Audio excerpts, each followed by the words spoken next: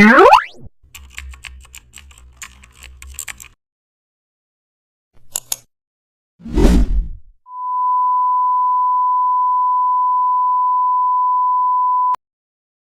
back to the channel. Don't forget to like, share and subscribe for more updates. Today we will design a curved underline for stylish text using stroke path. Begin by typing your title using the text tool, switch to the pen tool and draw a clean curve below your text. Choose a brush with medium hardness for crisp lines. Adjust brush size to fit the style of your text. Right click on the path and select stroke path.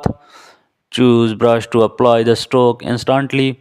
Then duplicate the stroke to give it thicker appearance. Add gradient overlay for a premium look. Set blending into the overlay for a smooth color blend.